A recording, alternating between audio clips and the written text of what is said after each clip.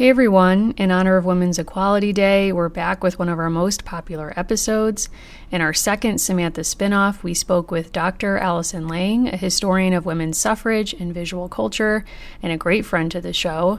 She talks about Aunt Cornelia's speech style, the Susan B. Anthony Barbie, and Black suffragists you ought to know, plus much more. We'll be back with new content in your feeds very soon, and we hope you're all doing well.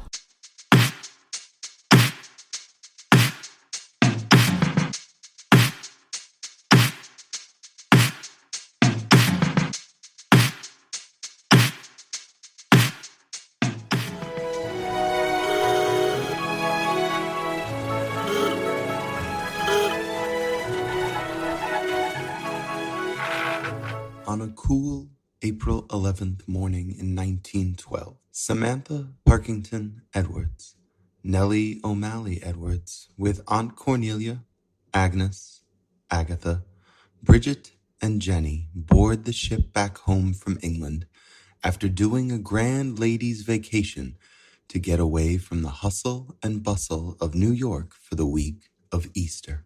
The ship was taking them home was the newest and most talked about ship, RMS Titanic. The ladies cheered, waving goodbye to England with their hankies in hand and looking forward to seeing Uncle Guard with young Samuel, more than likely playing with Jip and driving Gertrude crazy.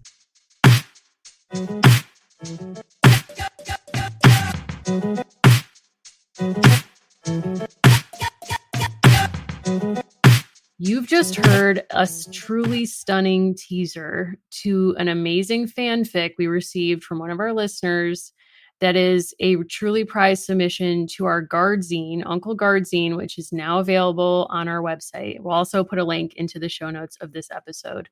We just want to thank everyone who submitted to the zine. It's truly incredible. We have amazing artwork. We have memes. We have collage. We have fan fiction. We have writing about your first car, a listicle about the Henry Ford Museum. Like, it's all happening in this zine.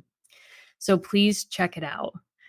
And now that I've gotten that amazing promo out of the way, welcome everyone to American Girls, the podcast. This is the podcast where we'll be reliving the American Girls series book by book. I'm Mary. You'll learn on this episode that I'm other Allison. Wow. Still not over that, huh? So this episode features a really amazing interview with Professor Allison Lange. And in the course of this episode, you will hear me refer to as other Allison as opposed to still Allison. So it's a bit of a shock for all of us. But this month of October 2020, we have nailed these huge interviews.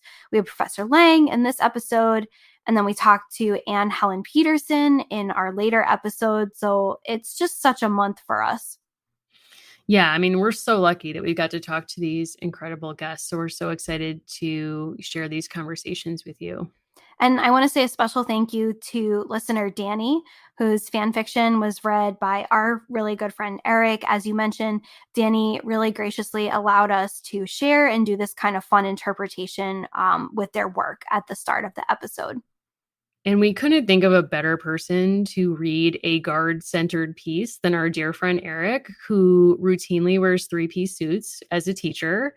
He is the most stylish person that I'm friends with, like not even close. And as I told Allison, like this feels like karma, destiny, kismet, because when Eric was defending his dissertation, I got the flu and Steffi the Saturn died on the same day. So I could not attend his dissertation, which is something I still feel bad about. But it's very exciting for us that he's here. And Eric's a teacher, and we're not going to do the hero discourse, but teachers are really amazing for everything that they're doing right now. And we just really want to support him and everyone else who's in the classroom, in their house, trying to teach from anywhere. And Eric does it in a three-piece suit. So thank you, Eric. And thank you, Danny. Thank you. Thank you, Danny. Thank you, Eric. In the words of our heroes, thank you for being a friend. Yes. Honestly, there is so much to say about the Guard zine, but I want people to really explore it on their own. And we had so much fun talking to Allison. We did. And, this is like a dream episode of ours for a while. Like we became acquainted with Allison after we were so lucky to get to do an event with her about her book a few months ago. And, we've been planning this ever since. So it was a conversation that I was really looking forward to, because obviously we're living through the suffrage centennial and there's so much to say about it. And it's really nice to have like the expert or like one of the top experts to kind of guide the conversation, or at least engage us as we throw any and all questions at her. Yeah, let's get right to it.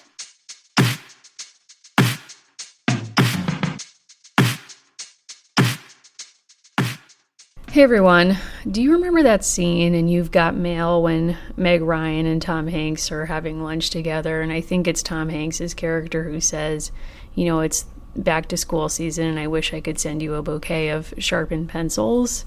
That doesn't really relate to HelloFresh, but I will say that I think about that all the time as we approach fall and back to school season. And HelloFresh is something that can also help you prepare for a transition that I know I am personally not emotionally or spiritually prepared for. HelloFresh's family-friendly menu is a big win for back to school season, with easy, delicious recipes for drama-free dinners. And who doesn't love a drama-free dinner? Except, I like to keep my drama at dinner about conversation and behavior, not necessarily the food. You can also get better value with HelloFresh. It's over 30% cheaper than shopping at grocery stores, with pre-portioned ingredients that ensure you won't spend money on excess food that ends up going in the trash. I really love making HelloFresh with my wife, Anna. It's really fun. It's really a fun activity to do together. And I highly recommend that for anyone who's looking for, almost like a staycation vibe in your own house. Like, cooking together is a really great, fun activity. If this sounds like fun for you, you can go to HelloFresh.com/AmericanGirls14 and use code AmericanGirls14 for up to 14 free meals, including free shipping. And HelloFresh now has their fall harvest officially on their site, so you can go there and check seasonal recipes like pumpkin cinnamon rolls and Friendsgiving ready sides. I know I'm really excited to try the pumpkin cinnamon rolls myself.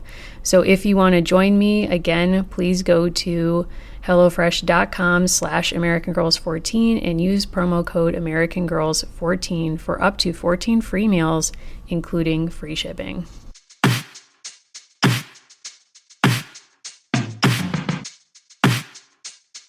Okay, everyone, and before we jump into this episode, we just want to say a very special shout out to a very special listener, Allison Lange's mom. Thank you so much for listening to all of our episodes.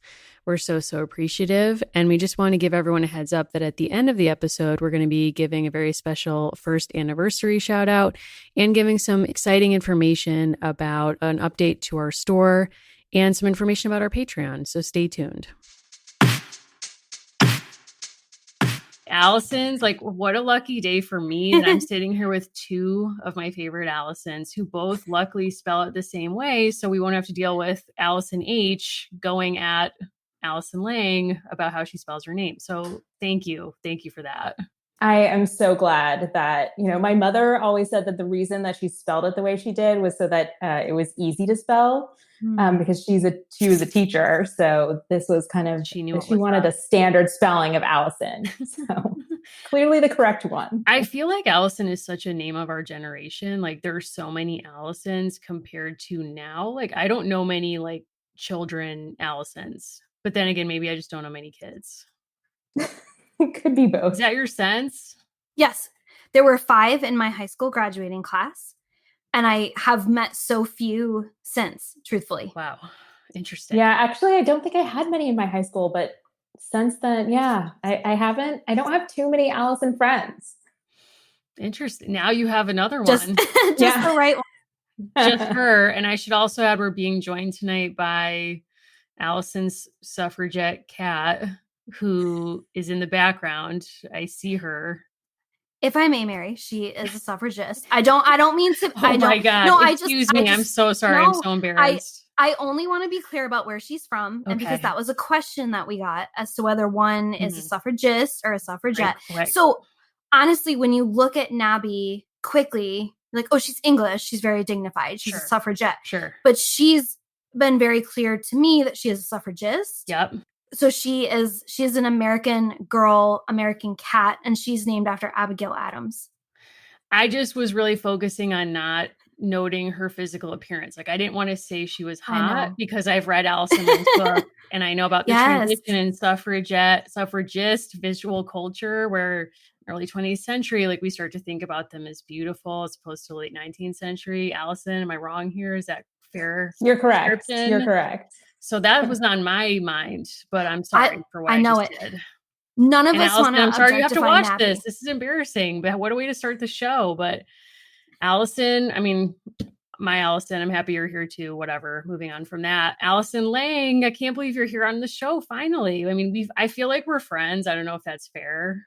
I think it's fair. I mean, Allison told me she's texting with you and like, I don't have your phone number. So that feels like a awkward power imbalance. So I'm just going to put that out there, but thank you for being here. Thank you for inviting me. I'm so excited to talk to both of you. I think your work is amazing. I think that, there are a bunch of women's historians who have, had this path to this field. And I think that it's really fun to chat about it. I mean, we're so excited to get into it. Allison, do you want to kick us off? Like, where do you want to begin? I would love to. Also, you made me sound very desperate for friendship by saying that I bragged about us texting, which I am, and it's fine. No, I'm just saying, like, I don't have her phone number. Like, I felt we excluded. texted. No, it's okay. I don't text with Jane Addams about Jane Addams with a lot of people, but when I do, it's very high level. So the day you start texting with Jane Addams is when I come in and I put you somewhere just for your own safety. Don't worry, Mary. You can have my number if we're going to rectify this power imbalance. Okay. That's what our work is about. Thank you. The power relations here. 100%. Thank you. I feel like Cornelia would give me her number too. I'm just going to say I think she would. For a few reasons. And she would invite you to the next suffrage meeting. I think she would. I mean, I don't know if she's my favorite, if she would have the effect on me that she had on Grandmary, which is sort of like beyond belief that like she converts Grandmary in one speech. One speech. Beyond it's impressive. It is. She was foreshadowing Eminem. She was like, one shot, one speech, one shot. Cornelia arms spaghetti. We are really excited to talk to you sort of about depictions of suffrage and the culture of suffrage that runs through Samantha, along with other things, because our listeners really had a lot of questions that I think you're best suited to answer about that culture. And just to kind of take us back, because I know you just did a really clean and fresh reread of Happy Birthday, Samantha. So if you can actually just fix your flower crown for a second. What rings true for you about Cornelia in rereading that book? I think that she's kind of this early 20th century version of an ideal suffragist, right? She's this young woman. I don't think we know that she's well educated or not, but kind of probably she was. If we had to make a guess, she was probably educated at, one of these, elite women's colleges. But we can make the guess that she kind of became part of these suffrage organizations, learned how to speak from these suffrage leaders. And this was a moment when there were a ton of, outdoor speakers in a way. There are these fantastic photographs of suffragists speaking to crowds. And one of the things that was really different from the image that was in the book versus the images that I've seen is that a lot of those women speaking to crowds were speaking to groups of men, overwhelmingly men in the streets. Whereas in Samantha's book, it's largely women, which is an interesting contrast. It's not necessarily wrong. I mean, there certainly would have been spaces where it would have been largely women at a meeting, for example. But a lot of the speeches given on a street corner in a public space, those were men and women. And there are some fantastic and fascinating pictures of women giving speeches and just totally surrounded, crowds of men surrounding them. And it even feels kind of intimidating when I look at a photograph like that. Thinking of those pictures of the women they almost look like delivery trucks. And there's a famous one that's suffragettes go to Boston. That's how it's labeled. And honestly, it looks like they're at a middle school or a junior high because there's all these young men just throngs around the truck. And I think what's so smart about your work, because you look at visual culture, is what's happening in this photograph, right? Like there's a lot of different things happening, but I think at first glance, your eyes are drawn to the women and to the truck. And then you start looking at all these kind of like cheeky young men playing around. And I love few things more than the thought that might be the only picture they ever got to be in. That we still have. What a strange thing. Yeah. Mm-hmm. Oh, true. Yeah. Yeah, that's a fascinating point. I mean, this is a like great moment to say, if you have photographs of your relatives, now's a good time to write their names down and write down like as much as you know about them, because then when they get into the archives and someone like me goes in and like is interested in finding suffrage history, for example, I found so many photographs that, you know, don't have any names associated with them. We just know very little about them. They're still fascinating in their own way, but yeah, it's tough to get a lot from a photograph when you don't have any identifying information. Do you have a case where, you know, thinking about our listeners who are not professional historians, but are very interested in history and the practice of history? Something that I love hearing about is actually kind of the behind the scenes stuff. Like, what does your research look like? So when you say like, there's a lot of photos that you find without names, do you have a case where you found a photo and you really wanted to know who the person was and you were able to figure it out? And how did you do it? I wish. By the time photographs get to me, they've been largely curated by, you know, professional librarians, archivists, and they have done a lot of the work of identifying the people in the photograph. So they are largely, and if they recognize, you know, Susan B. Anthony in a photograph, they're most likely correct. Although I have found, I guess this reminds me that I have found a few where I'm like, I don't think that's actually Lucretia Mott, but not that many. But I have never been able to identify someone that wasn't previously identifiable. So unfortunately, no fabulous stories about that to share. But it's a real combination of digital research, because there's so many amazing photographs online now. And if people are interested in looking at them for themselves, you know, one of the collections that led me to my work was the Library of Congress Women of Protest collection, which is all free, easily accessible online, and is kind of fun to go through.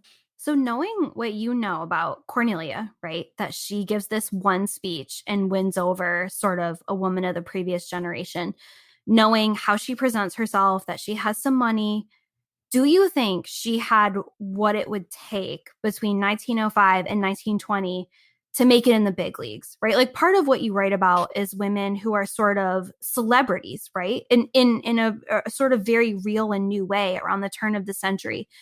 Does she have the talent? Does she have the look? Wow. I'm not trying to represent her, but like, do you think she would have had what she would need to get up there? She would have fit in quite well.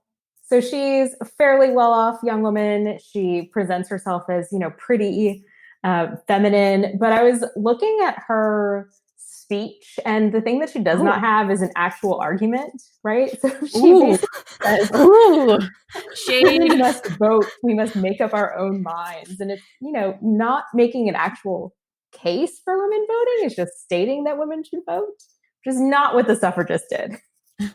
But do you think maybe you're hitting on why Grand Mary was so moved by it? Because basically she was like, wow, that doesn't actually make me change my mind about anything, because she's not really asking me to do anything. So it's like, oh, well, if I just can think what I've been thinking now, fine, I'll support whatever this is, which you haven't really explained. Yeah, I think that's possible, except that the suffragists, or a lot of the suffragists, especially white, middle and upper class suffragists under the National American Women's Suffrage Association, actually not only kind of said things will be the same, but things will be the same. Women will still be fantastic mothers and wives and contributors to, you know, the household, and even better, like their roles as mothers and caregivers will be strengthened by the vote. So a lot of them were arguing that it would be the same, but more so. Fair. I'm not saying a lot of them believed that. Yeah. Oh man. It's just she's not super convincing. I mean, do you think Uncle Guard is a suffragist? Yeah, I do. What do you guys It's hard to think? say what he is. Okay, here's why I think he is. Because some of my favorite stories about like women in cars and the suffrage movement, and I think he focuses on the car element. Like he hears about the cross country trips, Yes. he hears about the big yellow ride, and he hears about those two women. He's like, my wife, he's like, I get it, I see it, I get it. He understands. No, he understands that the movement is queer. Like he gets it, and I think he also sees the car trips, and that's something he can get behind. I'm being serious. Like I think the car agree. has a huge role. Yeah, I totally agree. I mean, I think that, one of the myths of the suffrage movement is that all these suffrage supporters were women, and that is absolutely not true. And the movement could not have succeeded without male supporters, like Guard. Wow, a hero. Who knew? Mary, A you hero do of not look suffrage. convinced. I mean, I don't really know what this man stands for unless it's like his love affair with cars, and certainly not Cornelia. I'll say that. There's no real great love story there that I can tell. And I think Valerie Tripp knew it and was like, I can't legally, like, just like being a true to myself author, I can't put this in the book, their wedding, because I won't, like, I can't stomach writing it. Like, it's not true. Here's a question. Would you rather, Allison, write a spinoff that includes Teddy Roosevelt or Alice Roosevelt, and why? Teddy Roosevelt. Alice Roosevelt is fascinating. I think my students are always fascinated by Theodore Roosevelt. And I think that his dramatic shift to support suffrage is really fascinating. And I think it would be compelling to a lot of people, even though I would secretly want to write about Alice Roosevelt for myself. I think there's a far broader audience of Theodore Roosevelt fans. I think that's probably true. I mean, Alice has never gotten as famous, I guess, or as popular among even biography readers as I would have imagined. I mean, having read approximately one bio, admittedly, of her, I was like, it took over my life for about a week and a half. I was like, I can't believe I didn't know all of this stuff about this person. Like, she's out of control.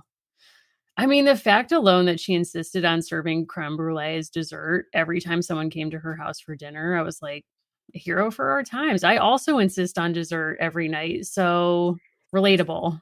For sure. Is it creme brulee? I didn't have creme brulee this evening, and that's a shame. But, I do admire that. Although she herself did not support suffrage, which is tough. That was a tough moment. Teddy Roosevelt did, but it was after his presidency. Yeah. So too little, too late. His post-presidential life is like the definition of acting out. Yes. And potentially a midlife crisis.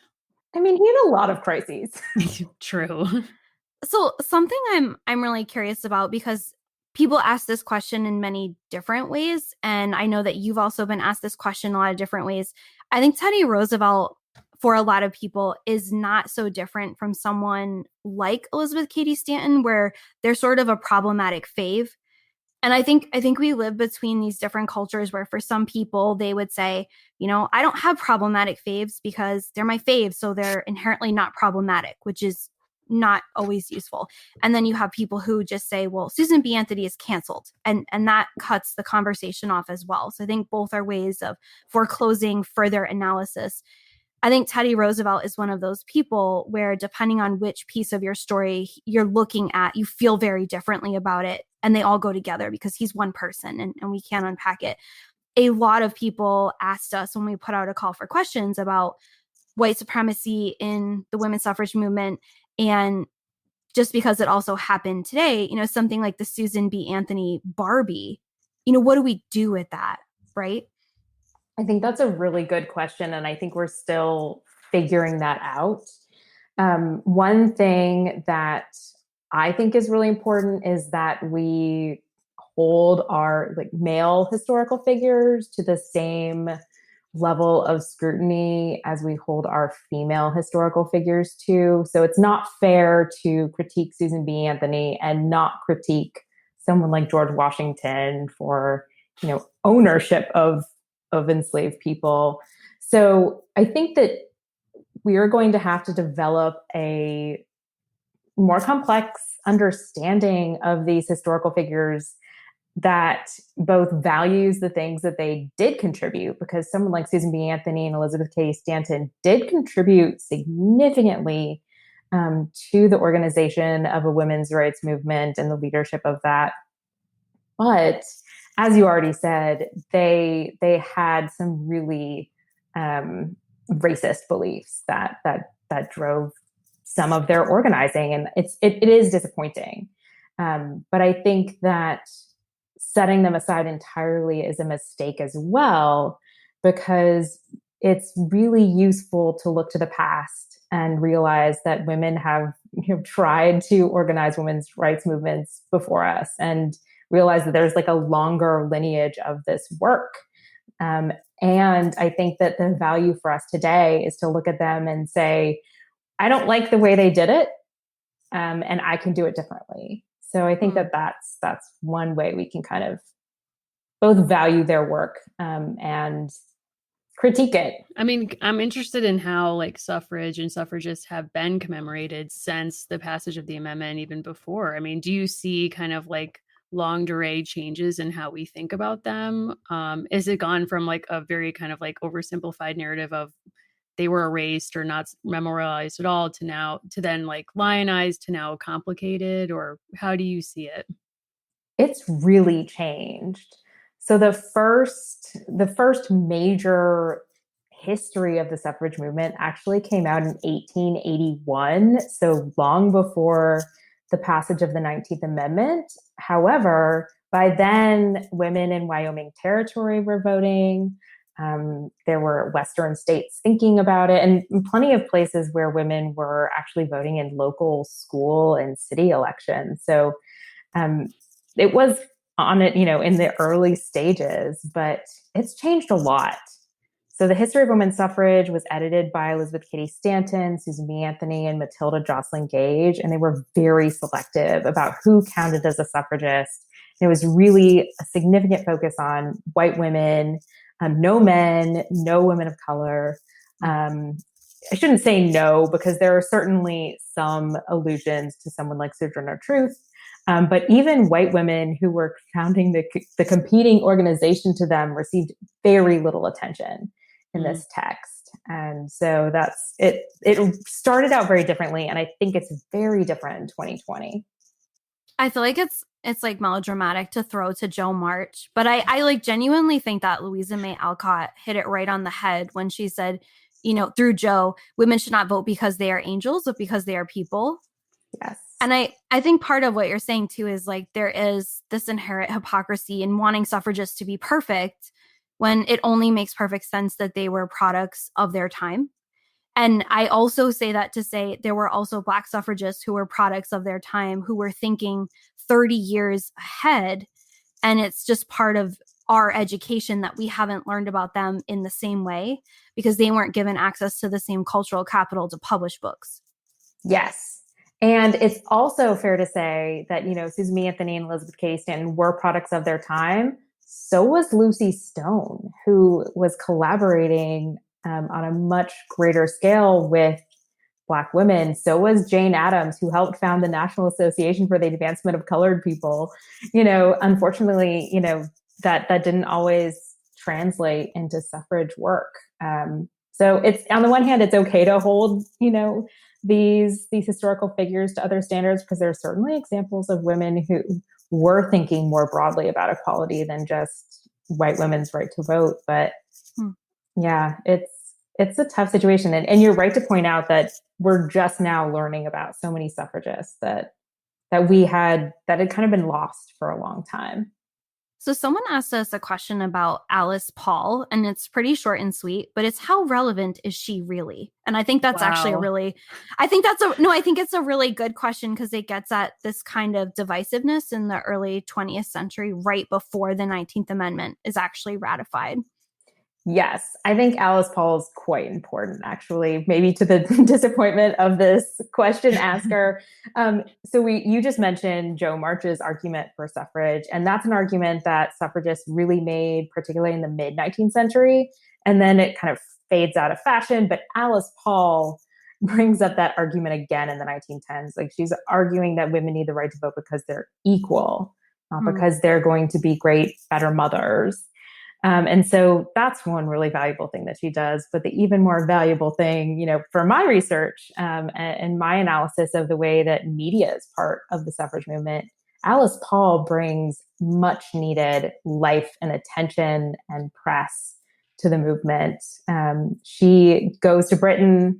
She learns how to kind of create these popular protests. She brings them back to the United States. She's the first, she in the National Women's Party launched the first ever picket at the White House. And, in 2020, in the 21st century in general, you're always going to see someone protesting at the White House. So I think that she is quite important in the history of the suffrage movement. Hello, everyone. This is Mary, and I'm back to talk about Magic Spoon, one of our favorite products that we discuss here on American Girls Pod. It is still Leo season, thank God, and Magic Spoon is something that really speaks to me as a Leo. It's both good for you, as all Leos are, and, it's really luxurious. I don't know if you've tried it so far, but I would definitely check it out. If you care about such things as, health, which arguably I don't, it might be important for you to know that it has 0 grams of sugar, 13 to 14 grams of protein, and only 4 net grams of carbs in each serving, along with 140 calories. It's keto-friendly, gluten-free, grain-free, soy-free, and low-carb. But I'm going to be real with you. I don't really care about any of that. To me, it really comes down to flavor and taste. So if you get the variety pack, you can try cocoa, fruity, frosted, peanut butter, blueberry, and cinnamon. And I really like to mix some of the flavors. So I'd recommend, for example, mixing cocoa with peanut butter, which makes it kind of taste like a peanut butter cup. Also, if you've tried and loved the flavors cookies and cream and maple waffle, you'll be happy to know that those are now going to be back permanently. So you can check those out. If you want to send this to a Leo in your life or try it yourself, go to magicspoon.com/AmericanGirlsPod to grab your delicious cereal and try it today. And be sure to use our promo code AmericanGirlsPod at checkout to save $5 off your order. And Magic Spoon is so confident in their product, it's backed with an 100% happiness guarantee. So if you don't like it for any reason, they'll refund your money, no questions asked. Remember, get your next delicious bowl of cereal at magicspoon.com/AmericanGirlsPod and use the code AmericanGirlsPod to save $5 off. Allison, any other burning questions from listeners right now, or? So many that I love, but one is, are suffrage plays funny? Or do you enjoy, I've actually paraphrased some of these questions to my own liking. However, I'm thinking of people like Inez Mulholland and the real theatrical elements of suffrage. And have you read them? Are there any that you're going to be recreating in a tableau with your friends, 19th century style? With us? I would love to. And I think that if the pandemic had not happened, we would have seen a lot more of that this year. There are some fabulous suffrage plays that you can find the screenplays for. There's a book of them even. They were really funny, right? That's how you bring people over to a cause. You entertain them, and they make fun of gender roles. I've had my students do a play from I think the 1850s or something about men and women not doing what they're supposed to do, and it's silly, it's fun, and yes, they're worth taking a look at. I don't want to say I don't believe you that they're funny, but in my experience, things in history that were funny 150 years ago, I read them and I'm like, I can't follow these jokes. They're way too inside. That's a fair concern. And I think that one of the things that's interesting about suffrage plays, because they're always critiquing gender roles, and it's even in the 21st century when someone on SNL or whatever other sketch show or whatever, when a man dresses up as a woman, we know that that's supposed to be funny. I mean, there was just a comment going around on Twitter about Joe Biden's mask, wearing a mask, and how that was connected to he should just wear a purse, as this feminized, emasculating thing. And so I think that, this gender swapping humor is still kind of part of our culture. So maybe that resonates. Can I just say, normalize, I don't care if it's I don't carry a purse. Normalize everyone carrying their own stuff. No.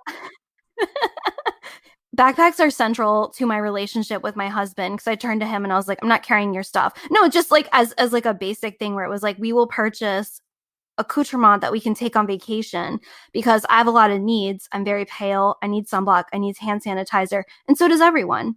So we will be sharing, So regardless, I've read a few different suffrage plays and they were not funny. And I also totally believe you. But I think part of why they were not funny, they never really took off. So they weren't the popular one. I've read Alva Vanderbilt's unsuccessful suffrage play from the early 20th century and Harriet Hanson Robinson's also unsuccessful late 19th century play. And they just did not get it done for me. And I think part of it, though, is we've also talked about this with old-fashioned films. They're so overwrought. Like, they're leaving nothing to the imagination. You have to imagine, like, lighting is probably very poor. Makeup is, like, definitely poisoning you in real time. It's not great. Like, I couldn't find anything funny about it.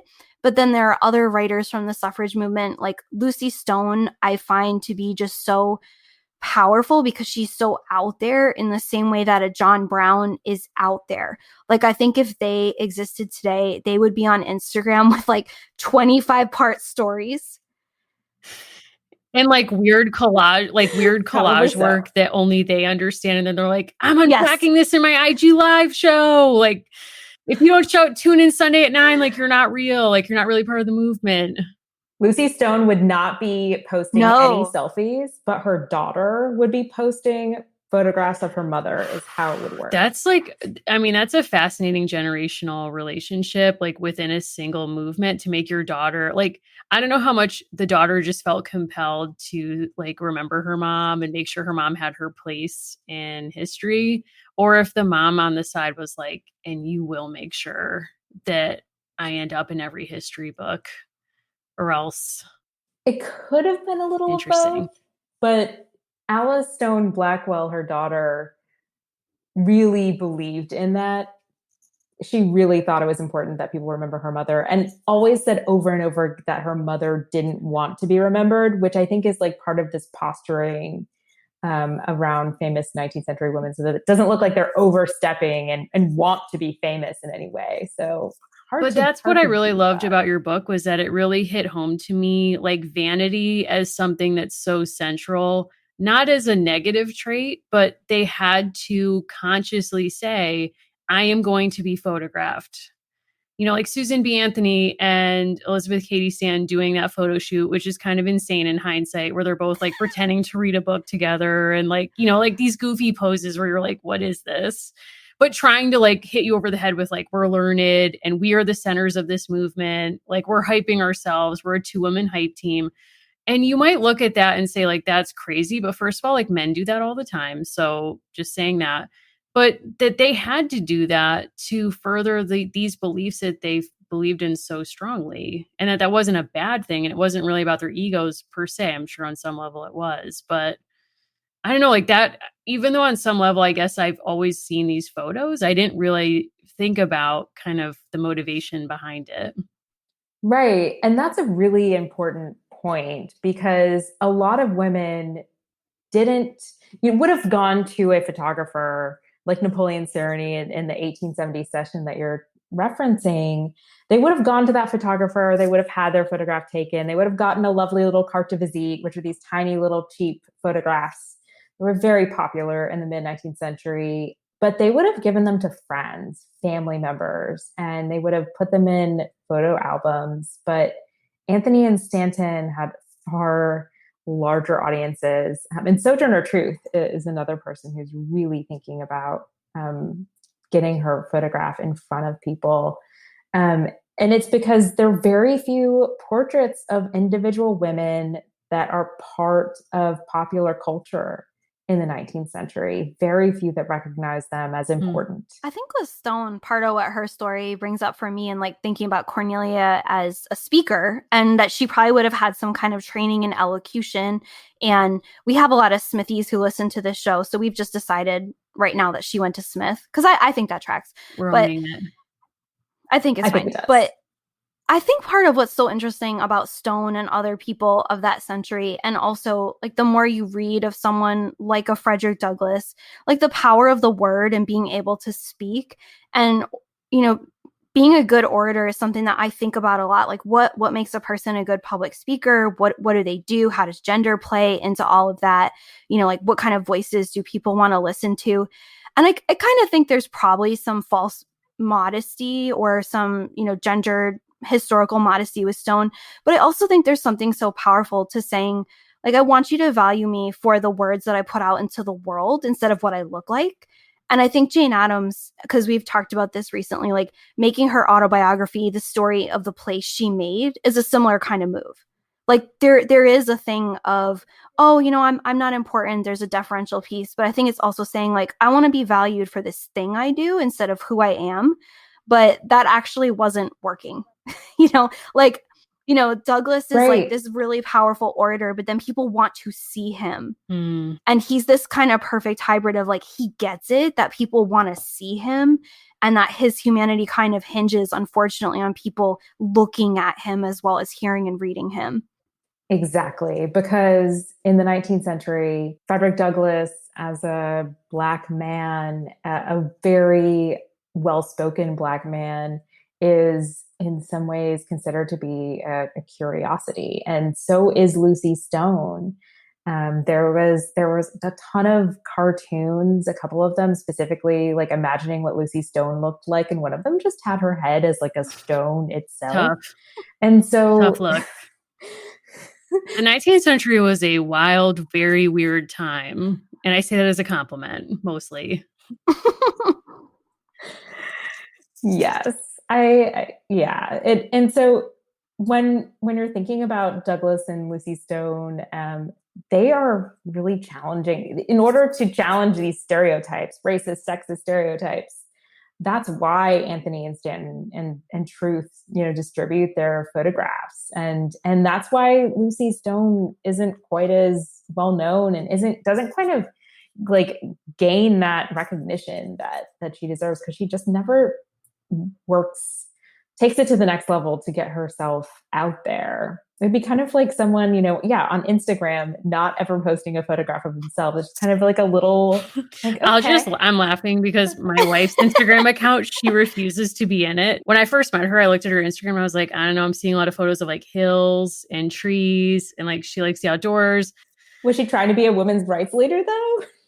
Well, she did go to Smith, so I don't know. Like maybe, I guess it's part of it. Could be. I have also never appeared on my own Instagram. That's true. Allison's even more dramatic about that than Anna, although I think it's probably the same. It's part of Allison's mystique. I'm thinking though, as you were talking too, like there's that famous indictment when Ida B. Wells goes to Europe and people are saying she's going on that trip for an income, not an outcome, which I feel like is something that you would see written on Twitter today, but it was written, 130 years ago. And it's this thing of like people automatically being suspicious of her as a powerful and smart Black woman promoting herself when actually she was promoting a cause. Yes. Yeah. I think that suspicion is particularly centered on women. And I think that maybe that's the case in the 21st century as well. But I think that's an important connection. Yeah. I mean, I'm thinking as you're talking about AOC and like the way people talk about how she presents publicly and saying like, oh, she's just doing this for her own self-promotion, not because she's here to promote this cause. So it seems like that's sort of a through line.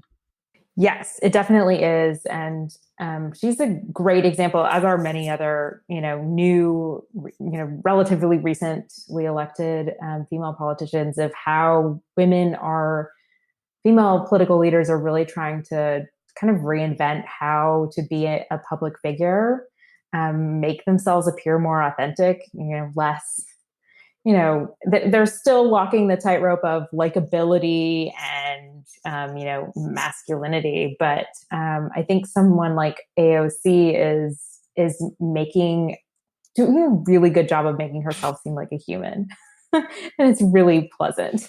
I agree. Yeah, I like her Instagram live videos where she's just sort of making dinner and seems like a person. It's very relatable, even though Allison H and I don't cook. So in a way that part's not relatable, but yeah, I think that the way she styles herself is really interesting, right? So on the one hand, she'll like write about her skin care routine. And on the other hand, after Ruth Bader Ginsburg died, she created a video and made the choice to like put on a blazer for that video, right? And like, just like she's like combining this like very feminine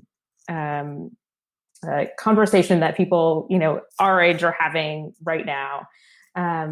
And also with this, like then shifting to like more of a masculine symbol of authority and leadership in a different video like that. I think it's really interesting the way that she kind of is really aware of that. There's some politicians from the Midwest that show up on my page on TikTok all the time. And for me, it's frankly such a turnoff because I imagine that they have a job to do and I'm not interested in their sneakers. And I think it's fine. And I think it's a tactic and I'm not criticizing those individuals. I really am interested in what do you have to say. And I would always rather see a polished speech than you just going off the dome on the train. But I think like people have to balance those different approaches. Like I just know that I would prefer to watch something that was polished and put together by a team, but people now interpret authenticity differently. Like I understand that someone like John F. Kennedy didn't write those speeches, but I appreciate the way that they were delivered, right? Or like I'm interested in that presentation, but I don't think that's going to help you in 2020.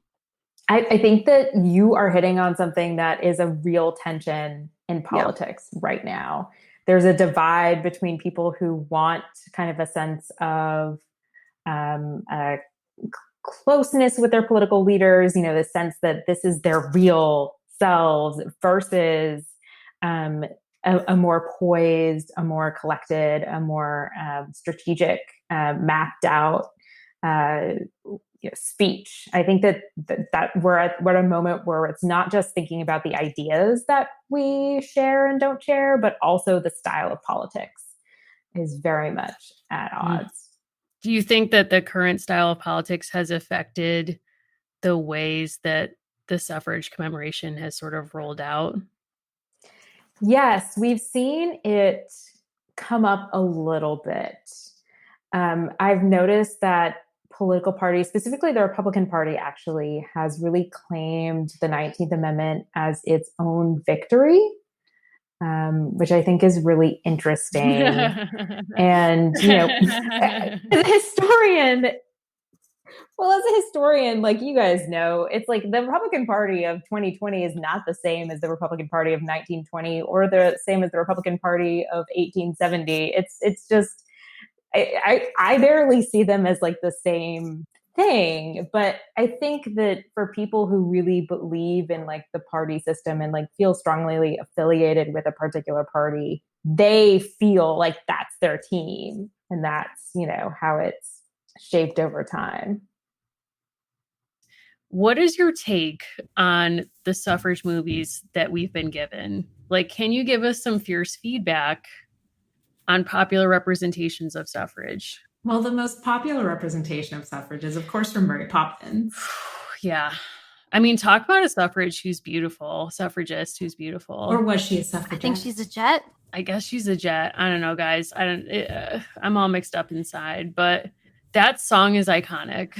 That was my first introduction to a suffragette. I don't know about you. Yeah, I mean, I don't think I had any sense of what they were talking about when I first saw that. And when you really listen to the song, like knowing about the suffrage movement and how suffragettes were kind of demeaned and mocked and kind of looked at as like these scary figures, when you listen to the song again, it's like, oh, this isn't really a very positive song. I mean, my question to you is, do you think Mary Poppins was even clued into that conversation? Or do you think because of her, whatever her powers were, that she basically was like, I don't even need suffrage. Like, this is so beneath me. She doesn't even need suffrage. Okay. She is greater than suffrage. Have you seen the Enola Holmes movie that just came out on Netflix? I have. Has a British suffragette. Very too brief for my liking. I actually was very into it. And Allison, I don't know if you've seen this, but it has a jujitsu moment. It does. Like you go to a secret suffragette jujitsu hangout meetup space. I don't know if I'm describing that accurately. Please feel free to correct me. You totally are. And it's kind of sad because you know there's a connection between suffrage and jujitsu, but they don't make it clear in the movie that there were actually suffragists learning how to do jujitsu as they were like doing these public protests. And I thought that was so disappointing. I had a photo that I blew up sort of illegally at like a Kinko's of that photo. It's a cartoon of the suffragette who knew jujitsu, that like famous image. So I'm all about this because I was obsessed with that like in high school, weirdly. Not really sure why. I've never pursued jujitsu, but I loved that moment. But it did make me think like I'm actually sort of feeling we've never really gotten the popular representation of suffrage that's really satisfied me. Except for that like 2 minutes of a film in which it's never directly addressed. Yeah, I think that, there's Iron Jawed Angels, which is an HBO movie focused on largely Alice Paul. And I show that one to my students and they are fascinated by it because it's one of the best representations of the parades and pickets and arrests and jailings and force feedings. It's like highly emotional. However, Alice Paul has like a love interest in it. It is very Hollywoodized. And then there's The Suffragette. I think that's the other one that came out a couple of years ago. And that one is interesting, but I think you're right. We haven't gotten a fabulous suffrage pick yet, but there is actually a book called The Woman's Hour by Elaine Weiss that has that was like optioned and is being turned into a series, like supported by like Hillary Clinton and Steven Spielberg. So like maybe something interesting will come out of it. We'll see. What do we have to do to get you hired as like the historical consult on that production? I don't know, but please find out. We need you as like an American Girls podcast correspondent, boots on the ground. What's Hillary like? What kind of pantsuit does she wear to set? White. Et cetera, et cetera. Yeah. Whoa. I mean, suffrage white, right? That's what she accepted the nomination in. And I think that she would be on brand. But I think that what you're saying about these representations makes me think about that really great quote other Allison mentioned from Louisa May Alcott about they're not angels, like they're suffragists because they're not angels, like they're real people. Too many of the representations to me presuppose that we will only accept representations of suffragists as angels instead of like fully formed people, including frankly queer people, even though that term would not have made sense in that time. Like their relationships, we would now read in that way, and often the popular representations erase that too. They really do. And I think that there's a new book coming out eventually by Wendy Rouse, who is going to tell the story about sexuality in the suffrage movement that we have been needing forever. And, as you say, Susan B. Anthony had like intimate relationships with women. There's like she burned a lot of her papers. All the historians, I think, are angry about that. But she like had a very particular version of herself she wanted to leave behind. But luckily, Anna Dickinson, who she wrote some letters to, did not. So we have some like very interesting letters between them. But I mean, she's just one example, right? There are so many other suffragists who, led lives where they were partnered with women very obviously. I mean, Carrie Chapman Catt was buried with like her female partner. So instead of her husband. Oh, I love that as a power move. Like, oh my God, that's amazing. Yeah, it really tells you a lot. It tells a story. Wow. I want to be on that cemetery tour. Wow. Amazing. I would love to say it's a shame that Susan B. Anthony burned a lot of her papers, but I also know that Allison and I have a third friend who very early on in our friendship, we were like, you are the person we pick. If we're taken out, you have to immediately delete our Gmail. Like, don't read it. Just get into both of our Gmails, burn it. Yeah. I mean, it's the ground. it is reasonable to think about like what you would want people to find of yours and what you wouldn't want people to find. Nonetheless, as a historian, I want all of Susan B. Anthony's letters. Same. Yeah. So you mentioned suffrage white in the context of pantsuits, but we did get a lot of questions about race. And as kind of like before because we are going to give you like a quick 5 OG challenge, but could you talk a little bit about Black suffragists and women of color suffragists, and they don't have to be pre-1920, that people haven't heard about that you think everybody should have heard about? Because we got like 6 different versions of that question, but I think it's something that it's like they know that the version of suffrage that they learned in school was very white and middle or upper class, but they don't know who to look at outside of those names. Yeah, I think one of my favorites is Sojourner Truth. I've mentioned her a couple of times. I'm just going to mention her again. And if you're interested in kind of seeing an exhibit that I actually helped create, it's called Truth Be Told. And it's sponsored by Pivotal Ventures and Evoke. And I think if you Google that, that's accessible. But it's specifically about Black women in the suffrage movement. So Sojourner Truth is a fascinating figure who is an anti-slavery and women's rights activist, lecturer, and another person from that same time period who I think is well worth looking into is Frances Ellen Watkins Harper, both a poet, a writer, but also a really fantastic speaker. I mean, if you want to find some great 19th century inspiring quotes, read some Frances Ellen Watkins Harper. Those will be great on Instagram, right? Ida B. Wells, we already mentioned, but Mary Church Terrell, I just found so fascinating when I was researching her. The very first biography of her ever is coming out later in 2020 by Allison Parker. Oh. It's called Unceasing Militant, and I cannot wait to read it. And, you know, actually the Library of Congress just both digitized and transcribed all of her papers. So those are actually fully accessible.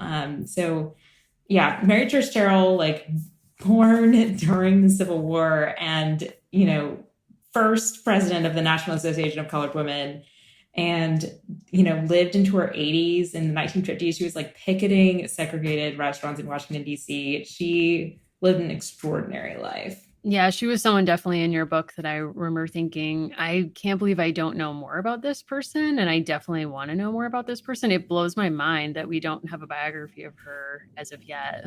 We do have an autobiography of her, which is the most, you know, it's telling that just like kind of Susan B. Anthony, right? Terrell had like a very particular story of herself she wanted to tell. She was a particularly well-off woman. She's one of the first Black women to receive an undergraduate degree. She has a lot to prove in that autobiography. I think we wanted to kind of ask you a challenge, if that's okay.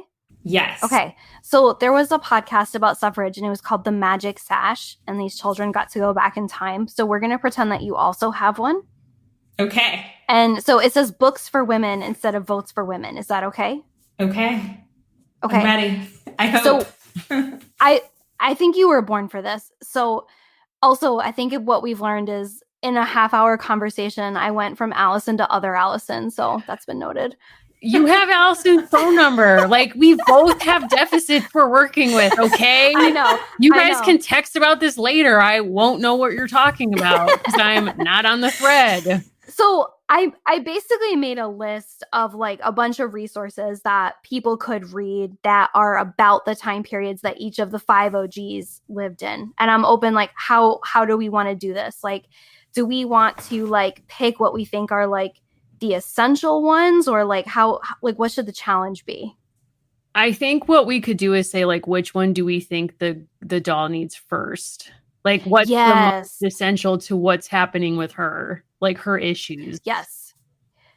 And Allison always has the trump card. So we'll do a few for each. And you always have the trump card of like, none. She needs to start over here. Does that work for everyone? Right. Okay. Yeah. I'm excited, Allison, and other Allison, please feel free to begin the questions whenever you I would ready. love to. So Felicity Merriman, colonial gal, 1774 to 1775. Which of these does she need the most? Rosemary Zagari, Revolutionary Backlash. Kathleen Brown, Good Wives, Nasty Wenches, and Anxious Patriarchs. Edmund Morgan, American Slavery, American Freedom, or Sally Roshwagner, Sisters in Spirit, the Haudenosaunee influence on early American feminists. Damn. I definitely have a soft spot for Rosemary Zagari's book. I mean, how Classic. can you not get excited about learning that like women were voting in New Jersey after it became a state and were voting there until 1808? That's fascinating. I was fascinated by it. You know, Felicity could have, if she moved to New Jersey, she could have been voting even before anyone else. You know, she I could think have she been would. leading a one-woman party for equine rights, equine candidacy for Penny to take office in some way. I think so. Bold, brave. It's possible. So our next gal is Josefina, who we know and remember and love and cherish. And I kind of went like an unexpected direction with some of these. So don't be nervous. Okay, so just based on her really unconventional and I thought bizarre relationship with Patrick, I put in Joanne Freeman's Affairs of Honor because I just feel like she's into like weird white guy stuff. Yep. Catherine Algor, Parlor Politics, my apologies to Kath. Kathleen Cahill's forthcoming book, which we did just talk about, or Kathleen Marino's Feminism for the Americas, or Celebrating the Right of Women to Vote in New Mexico, a University of New Mexico research guide. That was kind of for me. Interesting. Those all sound amazing. I think that Kathleen Cahill's book, Recasting the Vote, I mean, mostly because I can't wait to read it. So I feel like surely Josefina would have been excited to read it too. I think that's the right title, but I just want to say, like, in the spirit of reading against the text, like Affairs of Honor is technically like blowing the whistle on the culture of violence among white male politicians, but I do think it would give Josefina an understanding of what she was up against with Tia Dolores. So I'm just putting that out there. Yes. That's fair. I think so. Okay.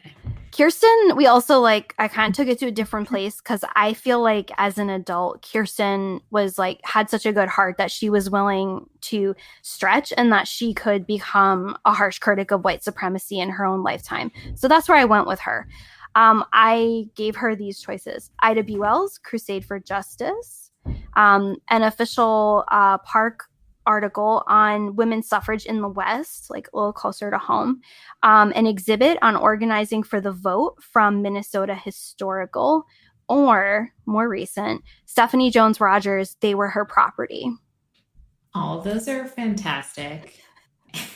And I think I would want her to read something about, I think that reading about women in the women's voting rights in the West would be fantastic because then maybe she'd get it going like even earlier, right?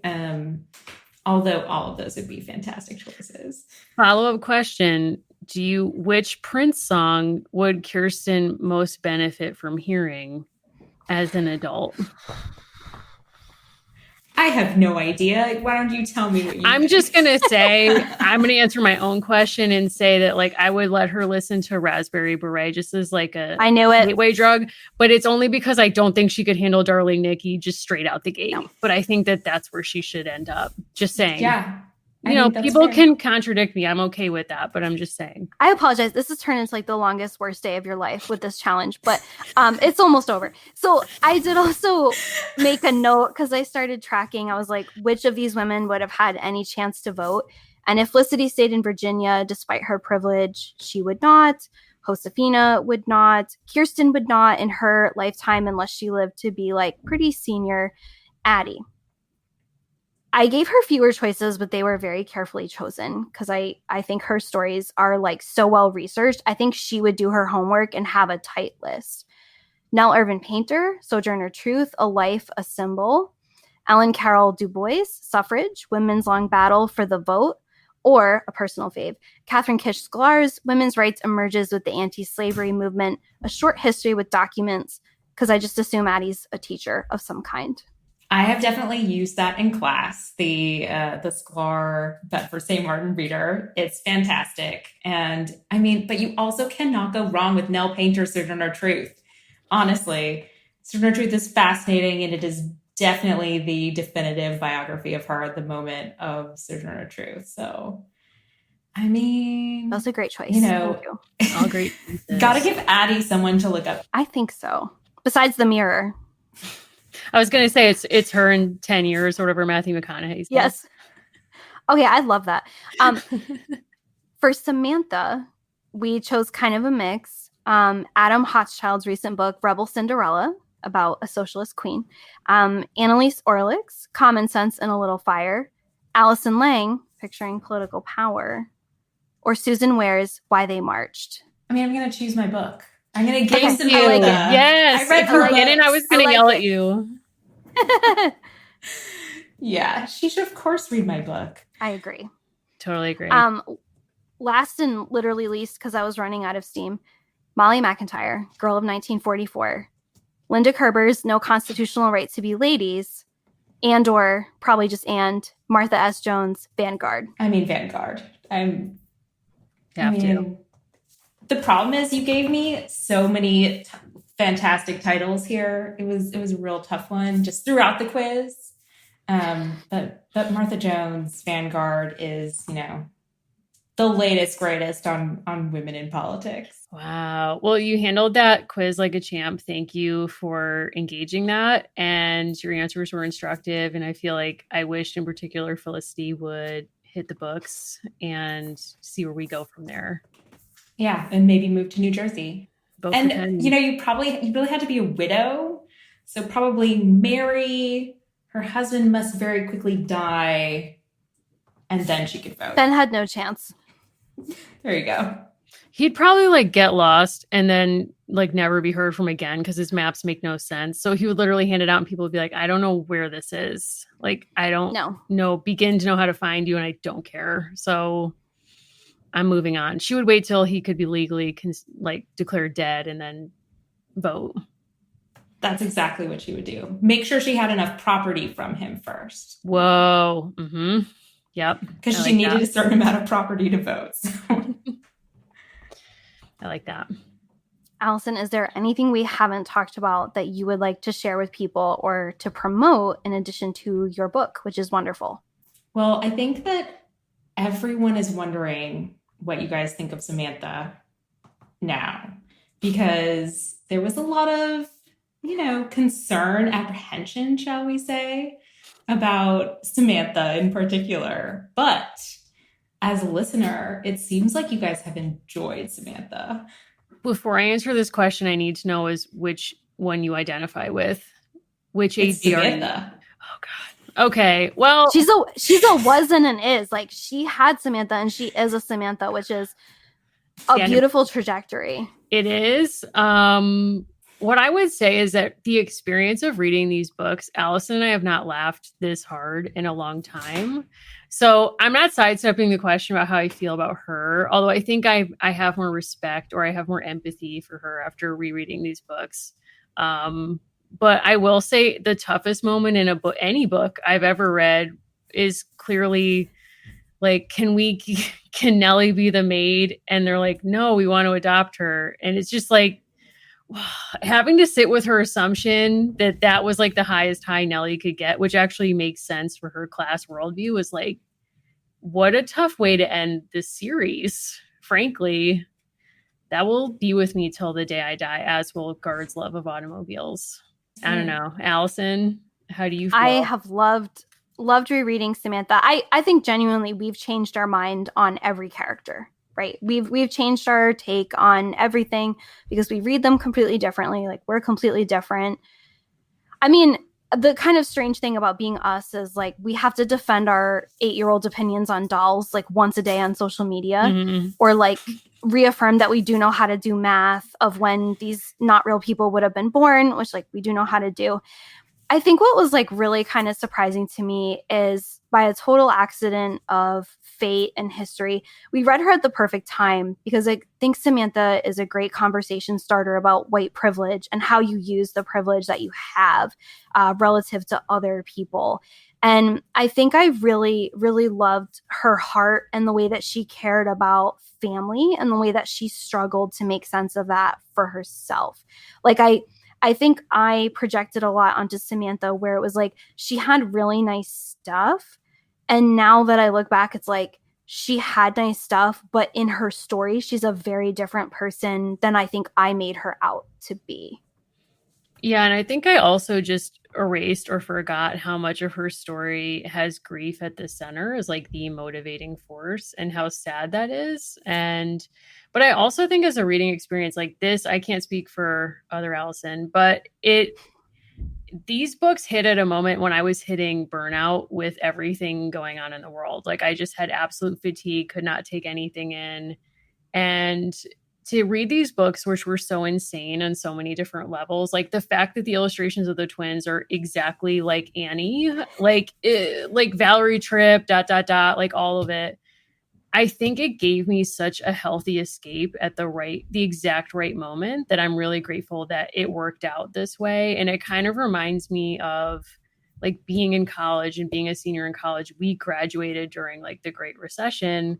And that's when I started watching Keeping Up with the Kardashians, which also makes no sense. Like, why would someone with no money want to watch people who have way too much, who have no mission? Seemingly like it's impossible to know what's driving that. And yet I couldn't get enough of it. And it was just sort of like the bomb I needed, like at that moment. And I think for Allison too, like we both watched it and we've been rewatching it now. But so it was like a perfect reading experience too. How about you as like a person who identifies as Smith? Like in some ways the stakes are highest for you. When I was rereading it, I didn't remember that much from it. But I will say that when I got to the part where her neighbor put salt in the ice cream, I like had a visceral memory of reading about that before. And I remembered very little else, but it's fascinating that was like something that had stuck with me. You know what? That's going to stick with me forever because I take birthdays seriously. And when people mess up other people's birthdays that I care about, it's like, I will never forget this. Period. That was so heinous. Yeah. I also don't know what function he actually served as a character because he just drops out of the books. Like I think the only critique I would say of the series is that it does suffer from the multiple authors. And yes, that's not the fault of any of the characters, obviously, but I do think they suffered because, you know, you have the author of the first book who sets up sort of like one trajectory. And then as we all know, like Val Tripp comes in and just is like, no, like, this series has been at a 3. I'm taking it to a 12. There's going to be major events I'm not even going to cover. I'll just allude to them because I don't have time. So it just reads kind of all over the place. Not a bad thing, but it is a little uneven. Yeah, it is. But there's a puppy in there. I mean, it really, there's a lot happening in this book. It allowed us to think or revisit the great Nellies of history. So that's true. I'll always be grateful for that. If people want to reach out to Allison, if you have places that you want people to reach you or plug things. Sure. So I am on Instagram at Professor Lange, Lange, and on Twitter as aklang1. But there's a lot of stuff on my website, which is AllisonKlang.com, which has links to the Truth Be Told website, a variety of articles and all kinds of like upcoming talks and things that I've got. So that's where to find me. And is there a pop culture thing that you're obsessed with right now that you would like to recommend to our listeners? We're always looking for fun things to watch and read and take in. I think that Enola Holmes is a great place to start. I'm fascinated by the Susan B. Anthony Barbie and seriously considering adding it to my Centennial collection. I think you have to. Couldn't you write that off on your taxes as a work expense? Surely I could. Yeah. I think that's right. Yeah. I think it was designed for you. Like, I think you actually have to buy that. I probably do. I think that, you know, the only other thing that I would want to like remind people is that we should vote in the upcoming election. Yes.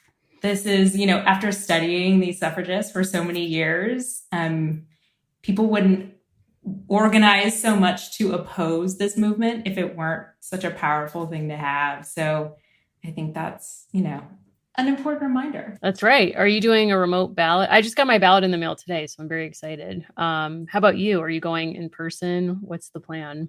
I think I'm going to vote in person early. I think that's my current plan because I did request an absentee ballot, but I think voting in person might be more reliable. Yes, so I've heard. How about you guys? Absentee ballot for you, Mary? I'm definitely doing absentee ballot just because, I've got some autoimmune stuff. So I'm trying to limit my exposure to large groups when I can. But I'm very excited to do that tomorrow and just drop it off and bring it right to town hall. Perfect. So, Allison, what are you doing?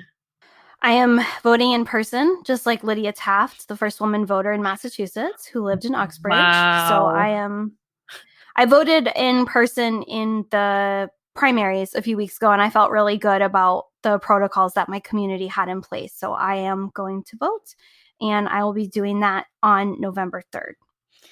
Exciting. I don't know why I said that like everyone else is voting at a different time, but I mean, we are on different timelines. Yeah, I mean, Massachusetts is voting early in the next couple weeks. So yes. Everyone's voting all over the place right now, anytime in the next month. It's insane, truly, but important. Well, thank you so much. This has been such a dream. Thank you. It's been really fun chatting with you guys. Well, thank you to our friend. I'm calling her my friend. I mean, I feel like I'm about to get her phone number. Allison Lange. I'll see you on the group text. Thanks so much for being here, for being such a wonderful guest, and for your book, which we highly recommend to all of our listeners. Before we close, we just have a couple announcements that we really are excited to share with you. The first is, thanks to everyone who's bought merchandise from us thus far. But we're so excited to note that we are relaunching our store today. So if you go to our store, go to our website, americangirlspod.com, and in the show notes, you'll see a link as well. We're so excited that now we can offer t-shirts, sweatshirts, tapestries, lunch boxes, laptop sleeves, mugs, you name it. You can get all the designs on some really cool stuff. And if you're staying indoors like I am, you're investing in a lot of sweatshirts these days. So, it feels like the right time. Yes. And we're really grateful again to the artist Brie Morris, who did a lot of our designs. And so really go check that out. It's just another way also to support the show.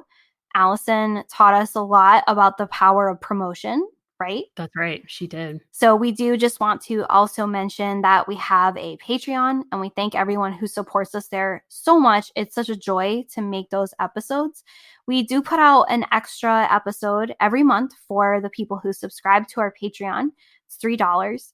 And part of what we have going on over there has evolved. So we haven't talked about it in a long time. But we usually read something or we do something extra every single month, and we make an episode about it. We've done everything from the Dear America book about the Titanic to Jessica Simpson's memoir to this month. It was such a scary and fun delight to reread The Witch of Blackbird Pond.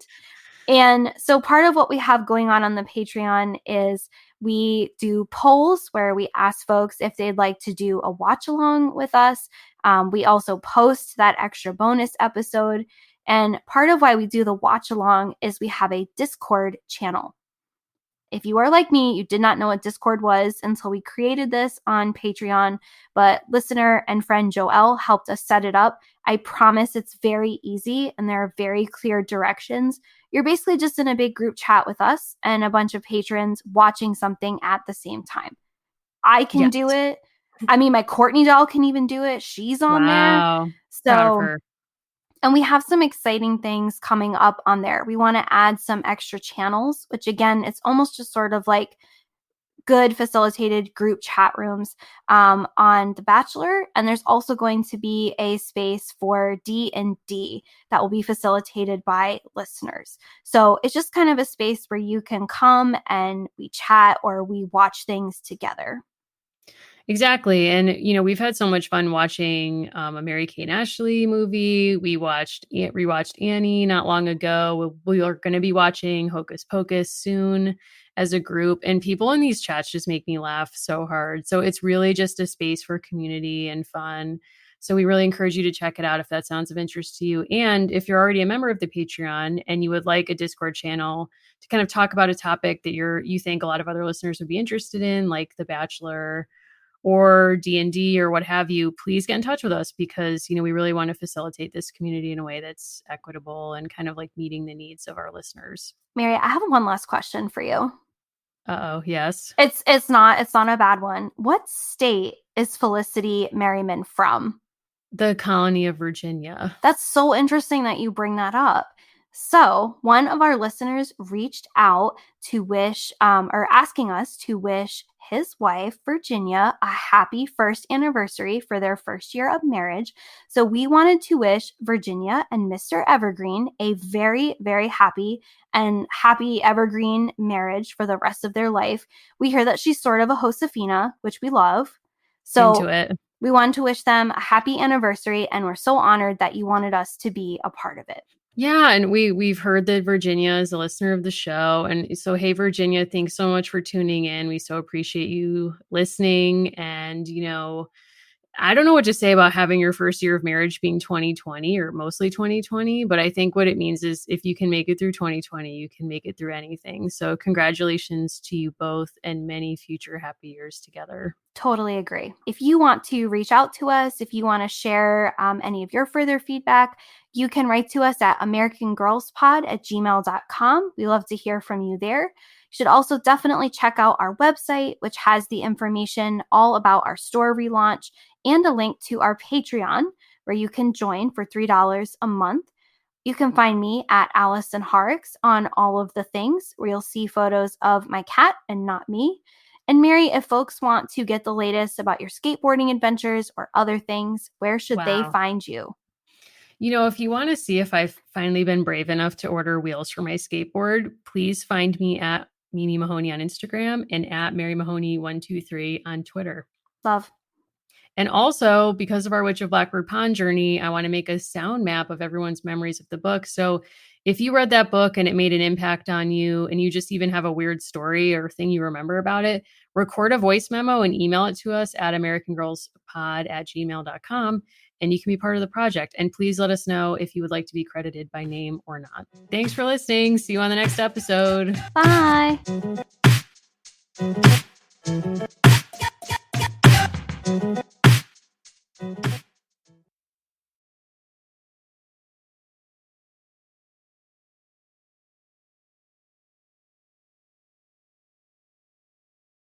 With so many options, why choose Arizona State University? For me, the only online option was ASU because of the quality. Their faculty was really involved with their students and care about your personal journey. The dedication to my personal development from my professors, that's been extremely valuable to me.